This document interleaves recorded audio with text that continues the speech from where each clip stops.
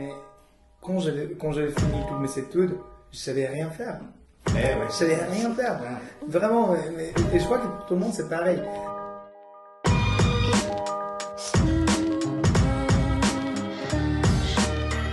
Bonjour à tous, je suis Grégory Prudhomme et vous écoutez Backstage, l'émission où je cherche à comprendre comment ils en sont arrivés là.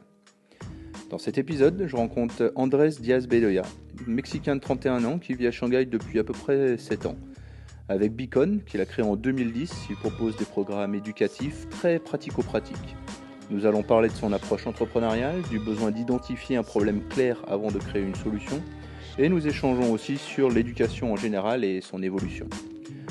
Vous allez voir que j'ai beaucoup de respect pour Andrés, que je considère comme un vrai entrepreneur qui cherche des solutions à des problèmes qui sont parfois évidents. Vous pouvez retrouver la première partie de cette interview en ligne sur nextstepup.com/fr et j'espère que vous aussi vous allez apprécier cette rencontre.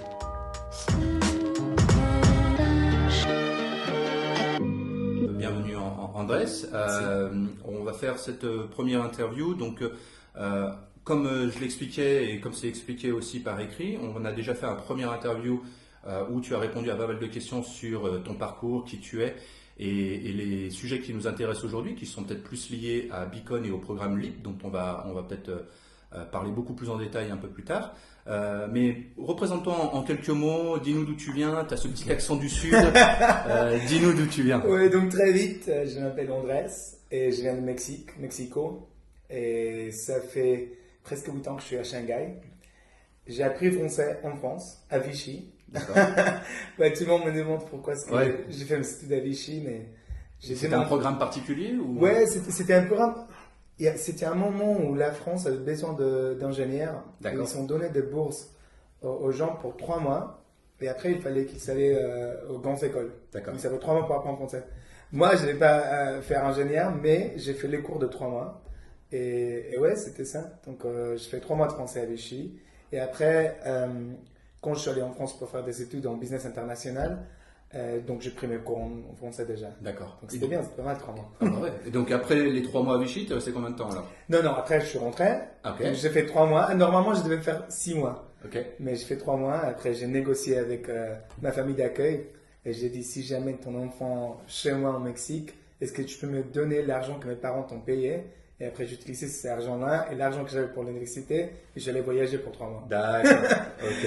Et donc, je suis rentré au Mexique après ça. Et c'était 2 ans après que je suis allé encore en France pour faire des études en business. Ok, d'accord. 2003. Donc cette fois-ci à Lyon. Et alors du coup, tu es diplômé, quel est ton background? Donc on a vu que tu n'étais pas ingénieur. Donc quel est ton background? Quel diplôme as-tu Donc d'abord c'était business. Okay. Après en France, business international. D'accord. Et là ici en Chine, j'ai fait un master en économie. D'accord. Donc c'était un peu l'économie chinoise. Un peu de finance aussi. D'accord. Et alors, comment on passe de Lyon à Shanghai alors? Comment t'es arrivé à Shanghai? De Lyon. Donc, quand j'étais à Lyon, j'ai eu un infarctus en Croatie et j'ai dû rentrer au Mexique. Et donc, j'ai fait 9 mois au Mexique et quand moi, je me sentais déjà bien, ils m'ont dit, tu as l'option, je travaillais pour le gouvernement du Mexique, c'est Attraction d'investissement étranger direct. Et j'étais rien, j'étais juste dans un coin et il y avait mon boss qui m'a dit, il y a le mec là qui parle bien de langue et tout. Il m'a demandé est-ce que tu veux aller en Chine. On a un programme où on te paye tout et tu peux y aller. Et après, tu travailles pour nous. Je dis, ok, j'y vais. Après 3 semaines, j'étais en Chine. Ils m'ont dit, ok, t'as la bourse, t'as 3 semaines pour être en Chine. Je suis arrivé et j'attendais pour aller m'enregistrer. Et ils m'ont dit, ton programme, c'est en chinois. D'accord. Et moi je dis non, vous inquiétez pas, non. Mon programme c'est en anglais. Ils m'ont dit non, c'est en chinois. Donc tous les cours donnés en chinois par des profs en chinois dans une classe où il y a que des chinois. Des professeurs que de chinois. Il y avait des gens qui étaient chinois qui n'habitaient pas en Chine. Ouais. Donc ses parents c'était chinois et ils parlaient chinois couramment, mais peut-être ils n'écrivaient pas très très bien. Donc il y avait des cours pour des chinois qui n'écrivaient pas bien chinois. Donc, moi, j'ai fait des cours avec eux. Ouais, donc j'étais avec les chinois. Et ouais. Et du coup, tu as appris le chinois en même temps que les cours ou tu as fait des cours en particulier? Donc, j'ai arrêté. J'ai dit, ok, je prends 1 an. Et donc, j'ai pris 1 an où j'avais des cours de lundi à vendredi de 9h de maths à 2h30. D'accord. Ouais. Et après, j'étais un nerd. J'étudiais tout le temps. Parce que j'avais 1 an et après, il fallait commencer. Donc, je fais ça et D'accord. après, je commençais. Ok, donc t'aimes bien le challenge a priori. Ouais. C'est pas parce qu'il y a un, comment dire, il y a beaucoup de gens qui se disent ah bah c'est pas parce que on me dit non que c'est pas possible. C'est on me dit non, ça veut dire que c'est pas possible avec toi, mais on va le faire différemment. Donc toi c'est un peu cette approche où de toute façon il y a un challenge, il y a un obstacle, mais ça veut pas dire que c'est terminé. Ça veut dire bah on va essayer de le passer cet obstacle-là. Pas exactement. Moi, je savais même pas si j'allais réussir Ouais. à commencer dans un an. Parce qu'ils m'ont dit, normalement, il faut faire 2 ans et demi. Il faut faire A, B, C, D, E, F. D'accord. Donc, et moi, j'ai dit, ok, donc je commence. Et après, dès que je finis, après 1 an, on voit. Si je suis pas encore prêt, bah, on verra ce qu'on fait. D'accord. Donc apparemment, tu as réussi, tu es rentré dans les études, tu as fini le programme à l'université ici en Chine, donc tu as été diplômé d'une université chinoise. Oui, de Fudan. C'était il y a longtemps. Donc là, maintenant, si tu es diplômé d'une université chinoise, tu as directement ton visa travail. Ah oui. Mais avant, c'était pas comme ça. Donc, j'ai fini et donc, c'était quand j'ai commencé le programme que j'ai commencé la boîte aussi. D'accord.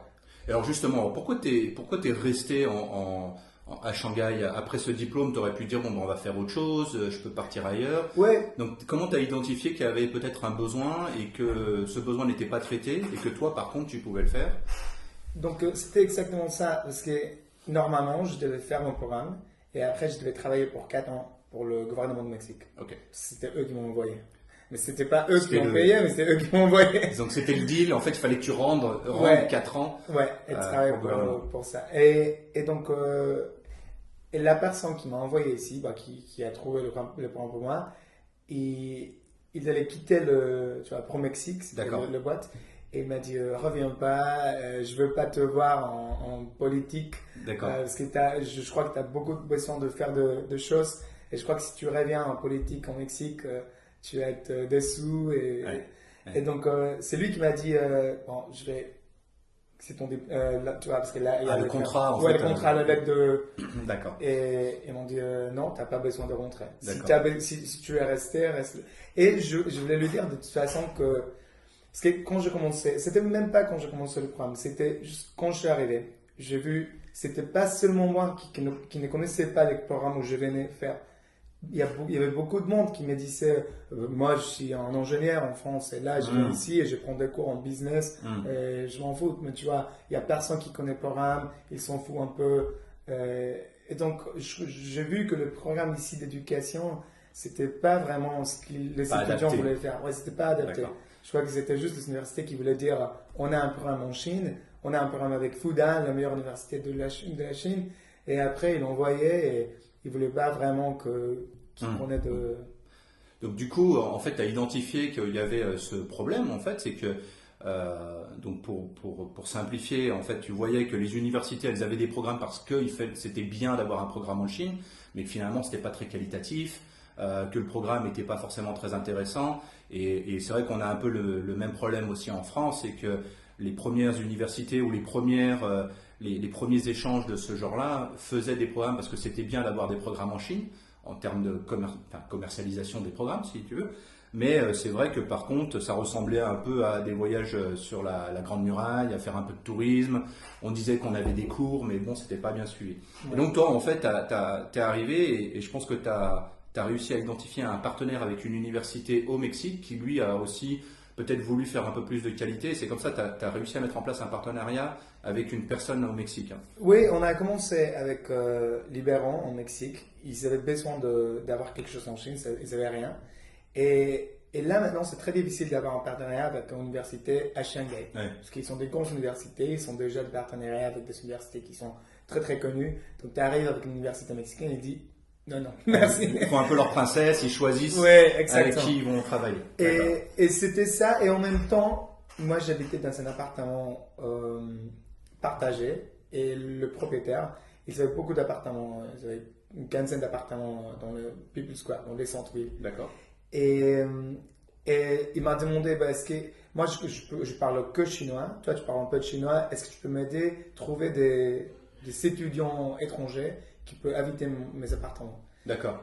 Et Donc en fait, ces 15 appartements, c'est des colocations ouais, où il y avait plusieurs colocataires qui étaient souvent des étudiants donc. Et donc il avait besoin de toi pour manager un petit peu, trouver des nouveaux étudiants, ouais, des nouveaux exactement. colocataires. Ouais. D'accord. Donc j'ai pris les 45 chambres et je parlais avec Eska. Ouais. Ça c'était il y a 6 ans. Ouais. Et oui, on a commencé à recevoir les étudiants de l'ESCA, donc on leur donnait un appartement et tout. Et donc les universités laquelle on travaillait en Mexique, ils nous ont dit pareil, bah, on envoie les étudiants, mais après, ce qu'il fait, parce qu'ils ne connaissent bien rien, sûr. ouais, ils n'ont pas d'appartement, ils ne connaissent pas comment avoir une carte bancaire, WeChat, D'accord. tout ça. Donc on a dit, bah, je crois qu'il y a un besoin ici, Mhm. et des étudiants qui veulent venir en Chine, mais c'est difficile, c'est vraiment difficile. Mhm. Vous vous rappelez, c'était il y a 7 ans, on a commencé à avoir de l'anglais dans les rues, ouais. dans le métro. Avant, Ouais, avant les Jeux Olympiques, finalement, il y avait même avant l'exposition universelle, Ouais. finalement tout était que en chinois. tout était en Chine. On avait peu d'indications en anglais dans les rues ou dans les magasins ou les banques. Ou aujourd'hui, c'est plus facile. Dans les banques, il est facile de trouver quelqu'un qui parle anglais. Ouais. Alors que c'est vrai qu'à l'époque, j'imagine qu'en plus le Mexique avait peut-être moins de relations avec la Chine parce que le Mexique travaillait peut-être plus avec le continent américain ou avec l'Europe. L'Europe a toujours eu des relations avec la Chine, donc peut-être que les universités françaises ont commencé à travailler avec la Chine un petit peu plus tôt. Oui, Alors que c'est vrai que pour les étudiants mexicains qui ont commencé à vouloir venir en Chine, il y avait tout à faire. Je pense que clairement, il y avait besoin d'avoir une sorte d'agence réceptive pour récupérer ces étudiants, les accompagner, leur trouver des solutions de logement déjà, et puis après tous les services qui vont avec pour rassurer aussi les parents, rassurer les universités. Et justement, à l'époque, il y avait combien d'étudiants? Toutes les universités travaillaient déjà avec la Chine ou il y avait combien d'étudiants qui venaient en Chine? Tu as une idée? Du Mexique. Du Mexique, il y avait juste le programme de tech qui envoyait 40. De la Tech de Monterrey. Tech de Monterrey, Ouais. qui envoyait 30 ou 40 étudiants. Ah oui. Oui, et avant, ils avaient des appartements dans un campagne qui s'appelle Rainbow City. D'accord. Et donc ça, c'était un peu facile pour eux. Mais quand j'arrivais, Rainbow City a dit qu'il voulait plus de Mexicains. Donc le propriétaire ne signait pas de contrat avec des Mexicains, il ne signait pas de contrat à court terme. Donc D'accord. c'était ça le problème le plus grand. Personne à Shanghai voulait signer un contrat à court terme. Personne à Shanghai voulait signer un contrat avec des étudiants. Donc c'était plus facile pour eux de signer un contrat avec nous. Et après nous, Ah, ok. ouais. Donc on a commencé à faire ça parce que la plupart des étudiants, même les Français, même les Allemands, les Anglais, ils venaient pour un programme de 5 mois et après ils perdaient la caution. C'était ça que tout le monde faisait. Bien sûr. Bien Et sûr. donc on a dit, parce qu'on connaît qu'il y a des programmes qui commencent janvier, qui finissent en mai, et après on a des programmes d'été, et après il y a le programme qui commence en septembre. Donc on a dit, on prend l'appartement. Et après, c'est vous qui managez. et c'est nous qui manage. Et après, quand il part, on peut redonner la caution. D'accord. Donc D'accord. c'était bien pour les étudiants, c'était bien pour le propriétaire, et c'était bien pour nous, parce que Ouais. nous on fait ça une petite, Une petite marge à chaque fois. ouais, on montait le prix de l'appartement. D'accord. Au cas où on avait 2-3 jours où il y avait personne dans l'appartement.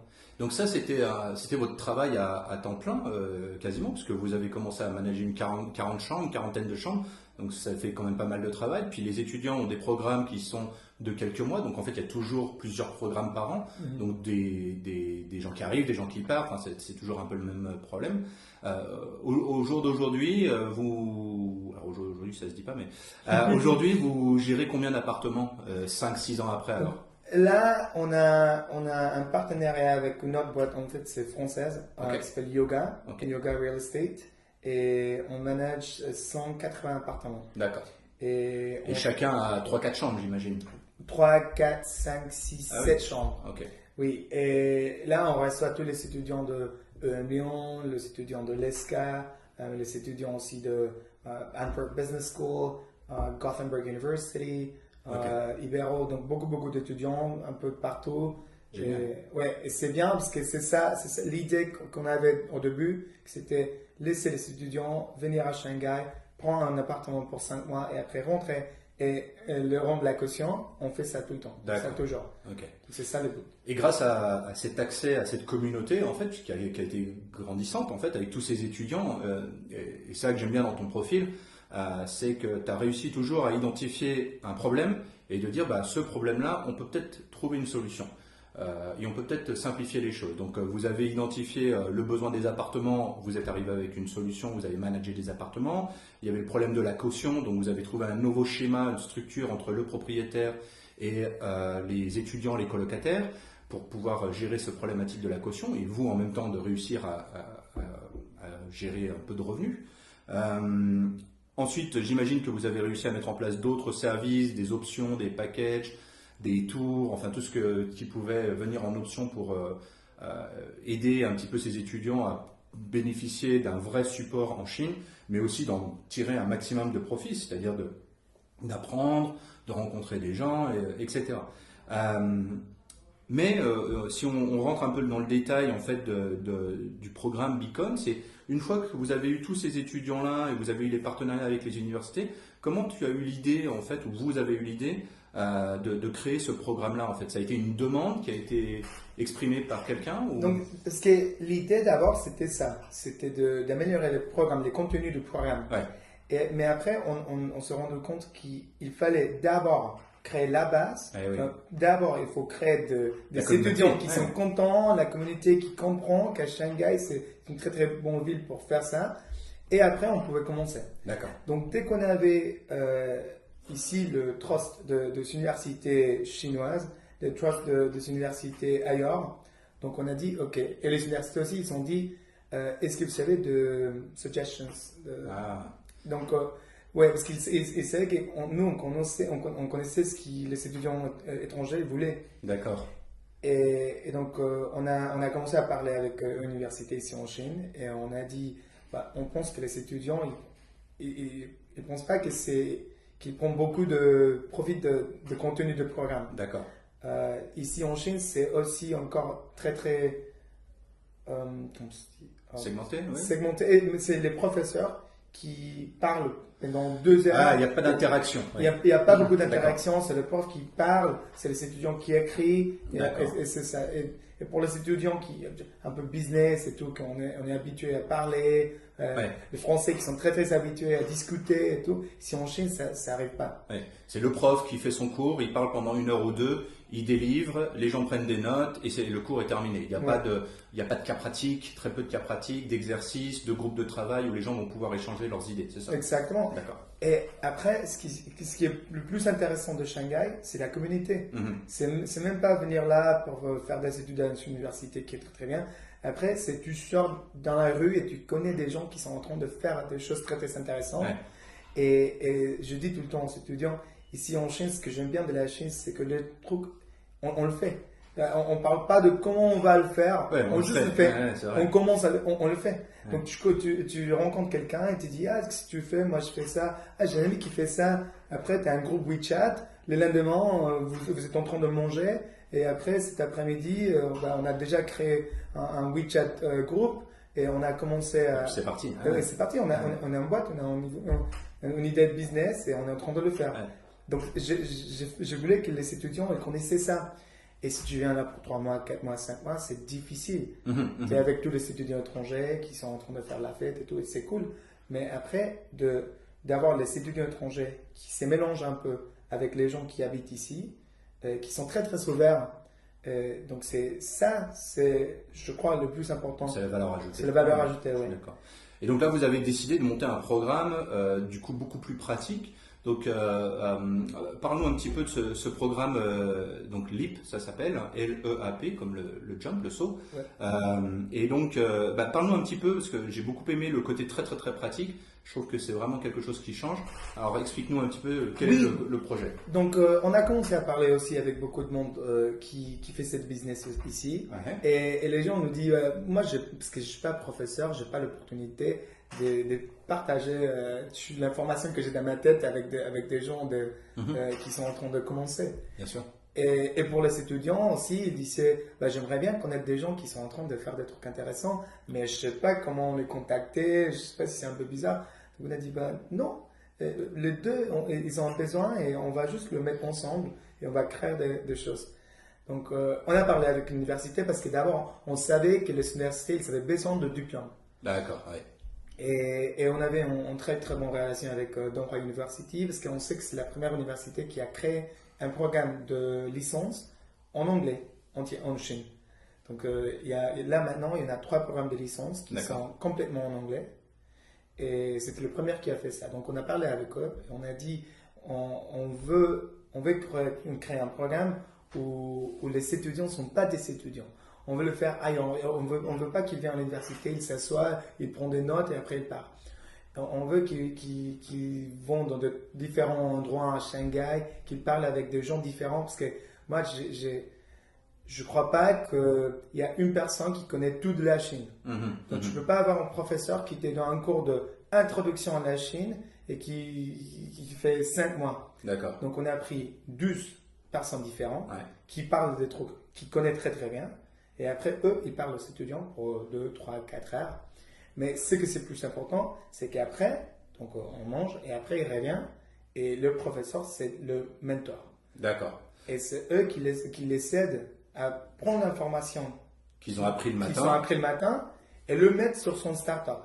Donc normalement, il nous envoie avant de venir, il nous dit une idée de business, et nous on dit ok, ça peut-être ça va pas passer, c'est pas, il y a de blocage de gouvernement, n'importe quoi. Et donc après, quand il arrive ici en Chine, ils ont déjà une idée qui est validée, qui peut se faire.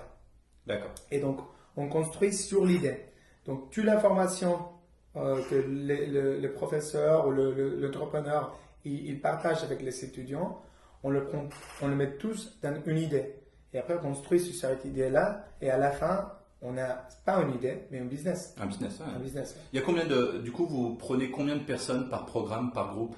Donc, le groupe, c'est minimum 20, maximum 25. D'accord. Et donc, c'est 20 personnes, 20 idées différentes? Non, normalement, il vient en groupe. C'est des petits groupes qui vont travailler, ils vont 3, sur 4, 5 personnes. D'accord. Oui. Et on est d'accord que ces 20 personnes, jusqu'à aujourd'hui, ils viennent tous d'une même université en fait. Ils se connaissent d'avant Non, pas tout le monde. Avant, donc on a créé 2 groupes différents, mais c'était bien, c'était de villes différentes.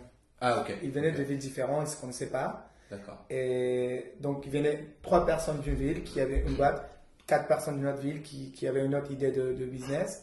Et on le mettait ensemble. Mais non, ils ne se connaissaient pas. Ils ne se connaissent pas forcément. Non. Donc, les 20 personnes vous soumettent, enfin les personnes qui veulent rejoindre le programme vous soumettent une idée de business, vous la validez, vous voyez si c'est possible ou pas. Et ensuite, quand ils arrivent ensemble ici, donc vous organisez un programme de cours, on va appeler ça des cours, donc avec une douzaine de différents experts, chacun dans leur domaine. Il y a quel type d'experts, en fait, vous allez traiter quel type de problématiques pendant ces 12 jours? Donc, il commence. Là, le programme dont on parle, c'est Leap Trading. Donc, ça, c'est un peu plus sur des produits qu'il veut amener en Chine ou qu'il veut amener de la Chine dans ces pays. D'accord. Et donc, on commence un peu avec juste l'économie, business etiquette. C'est très important de comprendre ça. Et après, on commence. Donc, c'est peut-être mercredi où on commence à sourcing des produits. Donc, on le montre dans une boîte de trading comment faire le sourcing pour les produits. D'accord. Et comment chercher les produits. Et après, on va négocier. Donc, on s'envoie sur les usines à négocier la quantité, le prix. Donc, ils sont de mentors tout le temps qui aident les étudiants à le faire. On a beaucoup on a Startups Finances où ils comprennent parce que on voyait tous les programmes des universités et ils savaient finance. Mais quand on parlait de finance, on parlait de finance de boîtes énormes et avec de ressources illimitées.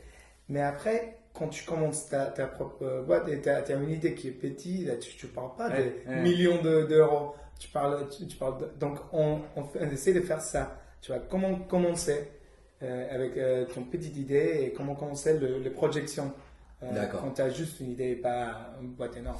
En fait, c'est ça qui est intéressant, c'est que tous les cours qui vont être donnés sont adaptés, sont mis en parallèle avec le cas pratique. Exactement. Donc c'est-à-dire qu'on n'est pas en train de leur, j'imagine, on n'est pas en train de leur parler de finances de société avec des problématiques très très très complexes. Et aujourd'hui, est-ce que ce produit-là, puisqu'on est dans du trading, est-ce que ce produit-là, quand on le fabrique, combien ça coûte, le packaging, les problématiques de logistique, les taxes, l'export, et finalement c'est très simple et pratico-pratique, adapté à un cas précis. Donc forcément, j'imagine que là, d'un coup, ils se disent, là, cette notion de finance ou de comptabilité, ça va me servir parce que j'en ai vraiment besoin pour mon budget. C'est exactement ça. Et pareil avec le branding, quand Ouais. on fait le branding en Chine et tout. Oui, on donne des exemples de Coca-Cola. Quand il est arrivé, le nom c'était Coke, Ouais. mais Coke c'est une bouche qui a soif. Voilà. Donc après, ils ont changé pour Cola, qui ça veut dire très content. Le plaisir dans la bouche. Ouais, le plaisir dans la bouche. Donc ça, on parle de ça. Mais après, c'est pour aller dans les cas et après avoir l'idée de okay, c'est quoi le branding de votre idée, c'est quoi le color, c'est quoi le language, donc tout ça. Et l'objectif aussi, c'est moi quelque chose que je dis souvent, c'est better done than perfect. Donc il vaut mieux le faire plutôt que et exécuter et agir plutôt que de réfléchir à faire quelque chose qui soit absolument parfait. Et là, c'est l'idée, c'est comme c'est un projet qui est très intense, hein, une douzaine de jours, comme tu disais, de partir avec rien au tout début et d'avoir commencé à sourcer, rencontrer des usines en l'espace de 2 semaines, même pas 2 semaines, on est obligé de faire des choix, de prendre des décisions très rapidement. Donc ça, c'est Oui, intéressant. des fois, je crois qu'ils sont dès qu'ils arrivent, ils disent non, mais je suis pas prêt pour y aller. Mais après, on le voit, tu vois. Non, mais vas-y, il faut le faire. Et après, ils sont très très contents parce Ça, que j'imagine, vraiment, ouais. parce que vraiment, quand ils arrivent, ils pensent que c'est impossible de créer quelque chose dans 6 semaines. Mais après, dans les 6e semaine, ils disent mais c'est impressionnant ce que j'ai créé là. C'est une boîte et on a créé dans 6 semaines.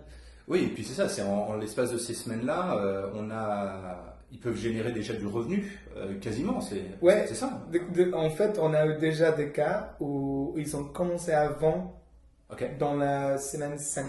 C'est parce qu'ils avaient déjà un truc qui était très, très, très, très intéressant. D'accord. Donc, on a trouvé le produit dans la 2e semaine et on a un peu construit la marque. Et après, dans la semaine 5, ils en avaient déjà acheté et ils ont envoyé. D'accord. Donc, ouais, c'est un bon succès. ouais.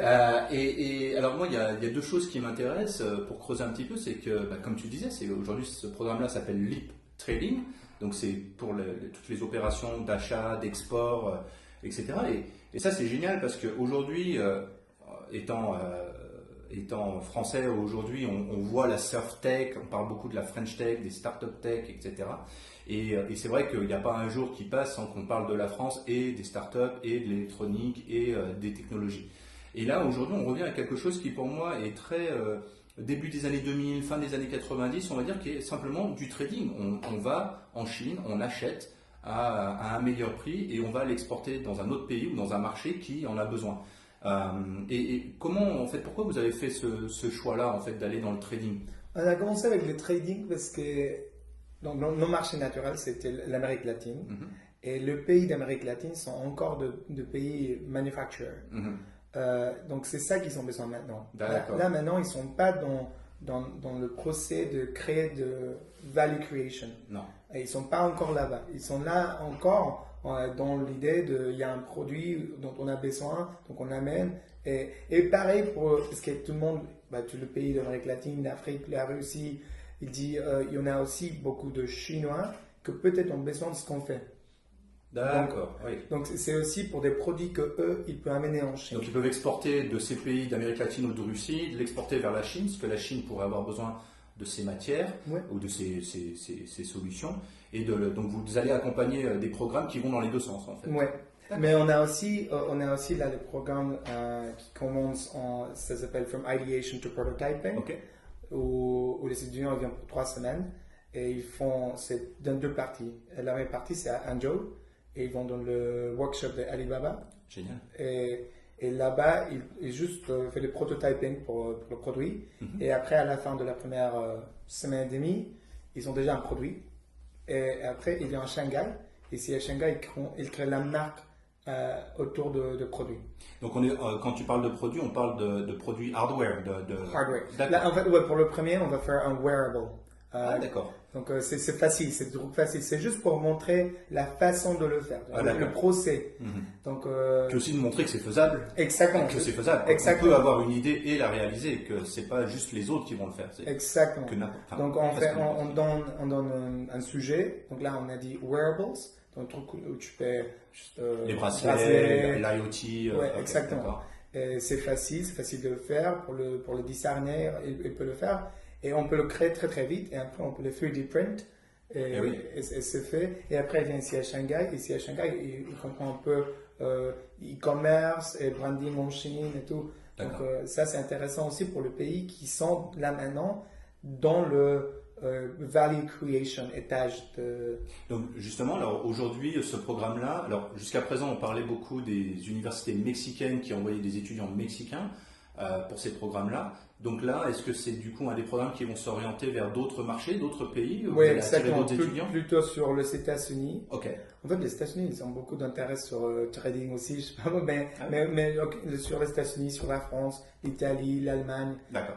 Parce que, en fait, oui, on travaille beaucoup avec des universités d'Amérique latine, mais nos étudiants ici, pour les appartements, on a 80 étudiants, et nos étudiants, le 80% de nos étudiants sont européens. Le 70% de nos étudiants sont français. Ils sont français. Et donc vous êtes en contact avec ces universités-là aussi. Exactement, oui. Et donc vous avez Et commencé à proposer le programme. Eux, ils nous parlent. Eh oui. On parle beaucoup avec nos étudiants. Ils nous disent, moi, je suis super content si j'ai un programme où je pourrais faire ça. Bien sûr. Et donc, on parle beaucoup avec eux. Et c'est avec eux qu'on crée le nouveau programme. Alors, les programmes aujourd'hui, ils sont... donc c'est l'université qui va envoyer ses étudiants dans ces programmes-là. Ces programmes, est-ce que du coup, ils rentrent dans on va dire les notations ou les résultats de l'université? Ça, c'est très intéressant pour les étudiants parce qu'en fait, oui, je sais qu'ils ont besoin de faire quelque chose de différent, mais à la fin, ils sont jeunes, donc ils nous disent, mais je ne peux pas dire à nos parents, je vais aller en Chine pour 6 semaines et après, on verra. Bien sûr. C'est très important pour eux d'avoir la validation de l'université chinoise et après, ils peuvent prendre le crédit de contenu qu'ils sont faits ici et le faire valider, dans ces universités, dans ces pays. Donc ça c'est vraiment une opportunité très très intéressante pour les étudiants. Alors je vois bien le développement côté université. Maintenant moi je vois une autre problématique. On est en Chine, on sait que la Chine a été pendant très longtemps l'usine du monde. Et on sait que la Chine pendant très longtemps a été un endroit qui était moins cher et donc c'était plus intéressant de venir faire fabriquer ou venir chercher quelque chose en Chine et l'envoyer ailleurs. Mais aujourd'hui, on se rend compte aussi, et on le voit bien dans les usines et dans les sociétés de trading, que la Chine a un peu perdu sa compétitivité côté production et donc pour le trading et le sourcing. Et donc, on se rend compte qu'il y a beaucoup d'usines qui vont aller maintenant faire fabriquer en Indonésie, au Vietnam ou ailleurs. Donc, est-ce qu'on pourrait imaginer que ce programme LEAP qui fonctionne très bien en Chine pourrait peut-être demain être basé à Saigon ou à Manille ou à Jakarta? Oui, exactement. On pense déjà spécifiquement pour les fabriques, pour faire un programme pour des gens qui ont d'intérêt en fabrique, mais c'est pas en Chine ça. Non, ça n'est plus en Chine. Donc oui. On est intéressé pour commencer à bouger dans des endroits qui ont là maintenant des industries intéressantes pour des gens ailleurs. Ouais. D'accord. Alors, l'un des points qui est aussi pour moi très intéressant, c'est que on parle d'un autre type d'éducation. D'accord. Pour moi, c'est quelque chose qui vient changer. J'ai un avis assez marqué aujourd'hui sur l'éducation et ce qui est fait, ce qui est proposé un petit peu à travers le monde. Et en fait, ce que j'aime bien ici, c'est que on vient proposer un savoir-faire qui est précis et concret, et on vient vraiment t'apprendre à quelque chose, d'accord, que tu vas pouvoir utiliser dans la vie pour en faire un métier, pour générer des revenus pour toi, ta famille et l'avenir. Mais aussi, tu peux utiliser tout ce que tu vas avoir appris pendant ce programme-là pour l'adapter à autre chose, c'est-à-dire que tu as un vrai cas concret. Parce qu'aujourd'hui, on a encore beaucoup de systèmes éducatifs à travers le monde qui sont très théoriques. On parlait tout à l'heure du professeur chinois qui passe 2 heures à délivrer son cours. Et donc, est-ce qu'on pourrait, on le voit aujourd'hui avec d'autres programmes, je crois qu'on en avait un petit peu parlé, comme en France, on a ce système qui s'appelle Le Wagon, qui est un programme pour apprendre à coder, qui est très intense. Et aujourd'hui, on a des gens qui vont sortir de leur métier à un moment parce qu'ils savent qu'il faut aller apprendre cette notion de coding, de code, parce qu'on va s'en servir dans l'avenir.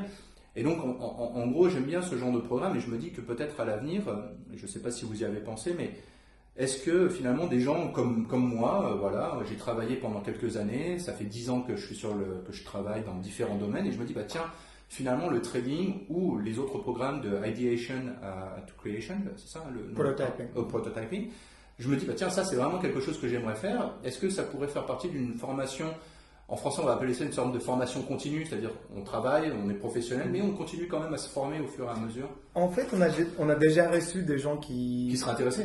Oui, l'année dernière, on a eu 57 personnes et 5 personnes ne voulaient pas valider le crédit avec l'université parce qu'ils savaient 26, 27 et 32. D'accord. Et ils venaient juste parce qu'ils ont vu voulaient l'information, apprendre. ils ont vu les contenus, ils se sont dit, moi je vais faire ça. D'accord. Donc oui, exactement.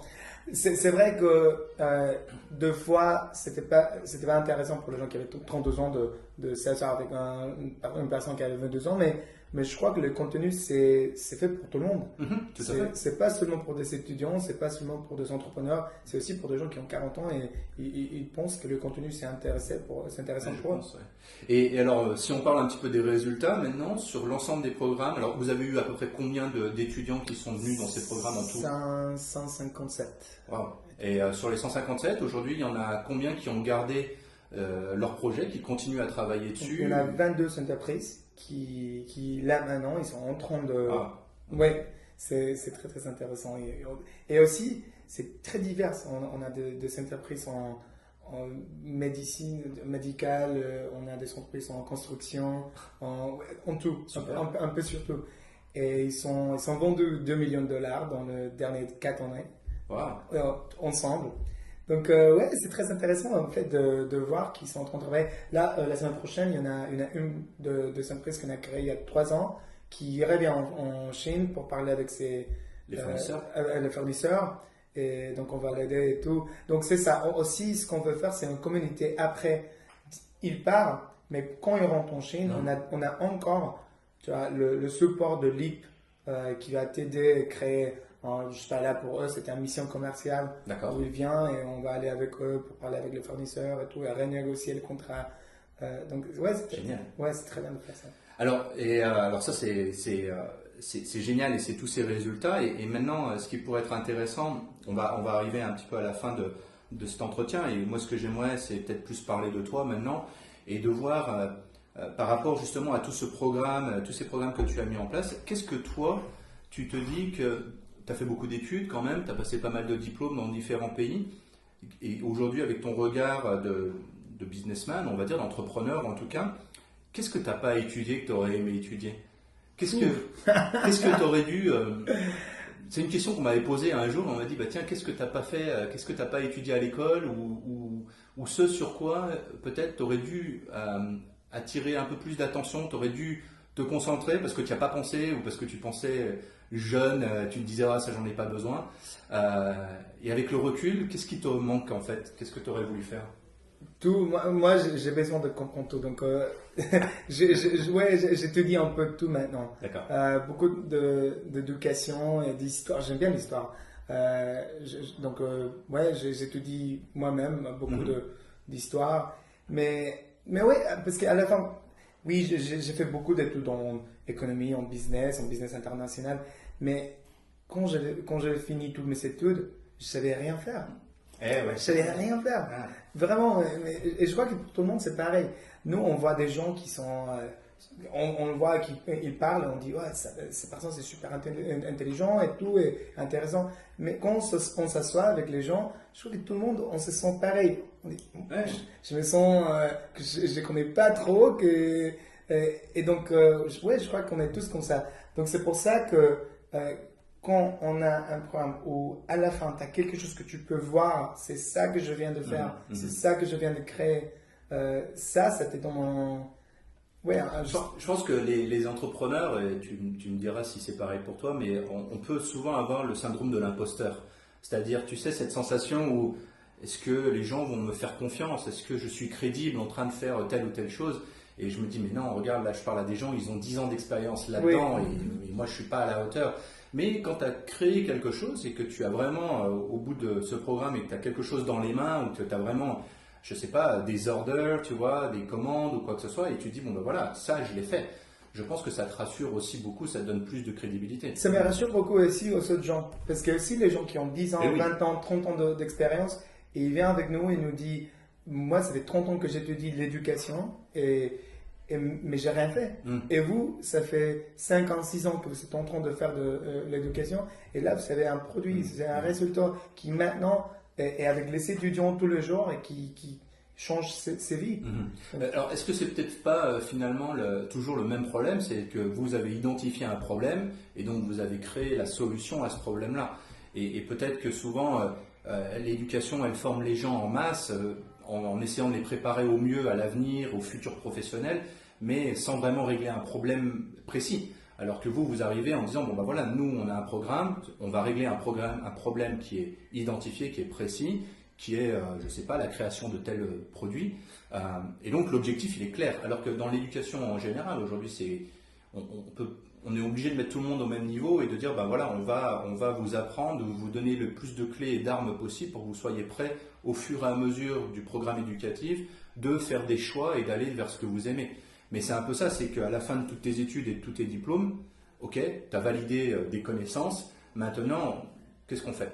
Maintenant, qu'est-ce qu'on fait?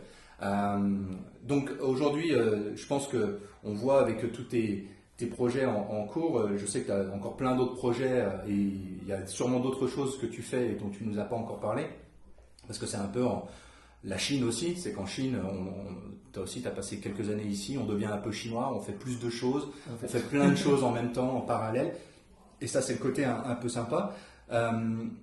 Aujourd'hui, peut-être par rapport à tous les gens qui viennent dans les programmes, qu'est-ce que tu vois qu'il leur manque en fait?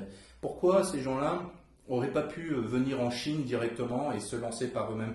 Est-ce qu'il n'y aurait pas un conseil à donner? On voit que les gens ne sont peut-être pas préparés en amont. Je crois que beaucoup de monde, ils ont peur. Beaucoup de monde, ils ont peur. Ils pensent que tout est compliqué, ils pensent que le monde est compliqué et que tout le monde va essayer de le faire mal. Et aussi, moi je vois beaucoup, les gens ils comprennent pas. Je crois qu'il y a beaucoup d'informations. Et ils ont beaucoup d'informations dans cette tête, mais ils n'ont pas la capacité d'analyser l'information et d'utiliser l'information dont ils ont besoin pour des trucs spécifiques. Pour agir. Pour agir. Donc, donc c'est ça le problème le plus grand qu'on rencontre au début. Qu'ils sont habitués à juste étudier et des problèmes, pas des problèmes, des problèmes, des problèmes, pas des solutions. Ils commencent pas avec les solutions et donc c'est ça qu'on veut maintenant. On commence avec la solution. Et je crois qu'ils sont juste habitués à avoir beaucoup de problèmes. Et c'est ça dans la vie, quand ils arrivent en Chine, quand ils rentrent chez eux, c'est juste des problèmes.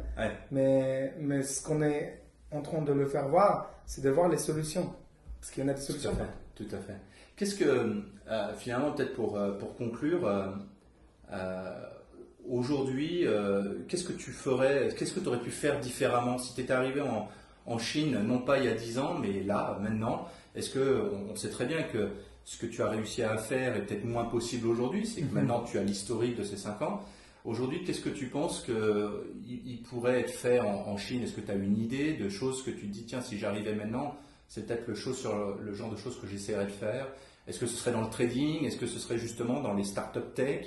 Tu dis, c'est ça l'objectif aujourd'hui pour le marché chinois? J'ai encore beaucoup d'idées. Mais il y avait une chose sur le real estate où j'avais toujours envie de faire ça. Parce qu'ici en Chine, il y en a 400 000 étudiants internationaux qui arrivent à Shanghai chaque an. Wow. Et l'université, ils sont 29 000 places dans 16 dormitoires. D'accord. Donc il y a un besoin. Il y a un besoin énorme. Et même pas juste pour les étudiants internationaux. Les étudiants chinois, là maintenant, le pouvoir, c'est un peu plus haut. Donc eux peuvent peut-être payer des appartements ou des chambres un peu plus chères qu'avant. Mais il n'y a pas de dormitoire. Il n'y a pas de bâtiment, dormitoire disponible pour les étudiants qui sont bien, qui sont propres et qui marchent. Donc on avait, il y a 4 ans, on avait un business plan et tout pour faire des dormitoires à côté des universités. Et après on est avec Leap et Beacon, on n'a rien fait. Mais je pense que c'est encore très très intéressant pour pour une ville comme la Chine, parce qu'on avait fait des comparaisons avec les États-Unis, avec l'Australie. L'Australie, c'était très important. Parce qu'eux, ils n'ont rien fait. Ils n'ont pas fait dormitoire. Et après, les étudiants internationaux, ils ont commencé à venir en Australie. Et c'était une réaction. Donc, ils avaient beaucoup d'étudiants. Ils n'avaient pas un marché de chambres disponibles pour eux. Donc, ils ont créé une solution après. Et après, ils ont créé une solution après. Et encore, ils sont pas suffisamment d'offres. D'accord. Et c'est un problème. C'est très, très cher. Ou c'est pas une très bonne qualité. Donc, c'est ça que je pense que maintenant, la Chine, il est dans un endroit où on peut encore planifier pour le futur. Excellent. Parce que la Chine vient de faire dans le Congrès national l'esprit de recevoir ces 2 millions d'étudiants étrangers en 2020. Ah, donc de passer de 400 000 à 2 millions. Ouais. Donc il y a toujours un besoin, il y a un marché énorme. Oui, exactement. Donc pareil que moi, je dis avant de préparer, tu vois, ok, on va créer de bourses, on va créer des universités plus grandes. Ben, il faut créer la base. La base, toujours. Donc, d'abord, il faut avoir des villes qui peuvent recevoir 2 millions d'étudiants étrangers. Et après, on amène. Ouais. Et donc... C'est vrai qu'on a ces dortoirs, ces sortes de campus ou d'hôtels en France qui sont gérés souvent socialement par des organismes comme le Crous à Lyon, par exemple, qui étaient des organismes où, socialement, pour les étudiants qui n'avaient pas la possibilité... de pouvoir se payer un appartement, il y avait accès à ce genre de dortoir où des étudiants étrangers qui étaient en échange aussi pouvaient venir louer une chambre le temps de leurs études, par exemple, plutôt que d'aller louer un appartement ou trouver une colocation. Et c'est vrai que ça, c'est des organismes qui sont un peu financés aussi par le gouvernement ou le système scolaire ou le ministère de l'Éducation ou aussi par des organismes plus sociaux. Et c'est vrai qu'en Chine, aujourd'hui, il n'y a peut-être pas ce genre de solution. Et ça va devoir venir de privés, de personnes privées, d'entrepreneurs privés qui vont venir créer et proposer une solution. C'est en effet un très bon business, sauf que l'immobilier, ça demande énormément de financement. Exactement. Il faut avoir beaucoup de support. Beaucoup de support, oui. Bon, bah super, Andrés, merci beaucoup pour toutes ces informations. Alors, comme je le disais, on a fait une première partie de l'entretien qui était d'abord par écrit, où on rentre un peu plus dans le détail de ce que tu as fait. Et j'espère qu'avec ce petit entretien, cette conversation très, très simple, on a pu partager un petit peu plus sur ton envie de toujours trouver des solutions à des problèmes que tu as identifiés. Exactement. Et c'est un peu à la Richard Branson. Et ce qu'il a fait avec Virgin, c'est d'identifier une problématique qui est un peu bête et que personne ne veut aller traiter. Et donc, il a été apporté une solution toujours pour dire ce problème, on pourrait le gérer de manière beaucoup plus rapide, moins chère ou quoi que ce soit, ou plus simplement. Et c'est un peu ce que je ressens de cette conversation, c'est que tu identifies un problème qui paraît pourtant évident pour tout le monde et quand tu l'expliques, tu dis oui. Il y a 400 000 étudiants, il y a 29 000 appartements, il y a un besoin, il y a un problème c'est clair, c'est mathématique, mais voilà, il n'y a personne qui a été traité. Donc maintenant, on fait confiance que tu seras assez créatif pour trouver une solution, pour trouver les financements et réussir à on espère. En tout cas, merci beaucoup. Non, merci à toi. Allez, ça marche. Et ben voilà, j'espère que cette interview vous a plu et que vous excuserez mes nombreux tics de langage. En attendant, pour contacter Andrés, pour découvrir un petit peu plus le programme Beacon et LEAP, je vous invite à regarder les références de cet épisode ou d'aller sur le site internet nextstephub.com/fr et de retrouver l'article d'Andrés. Vous trouverez toutes les informations pour vous connecter à beaconabroad.com. En attendant la suite, n'hésitez pas à vous inscrire sur le site, pareil, sur la page Facebook.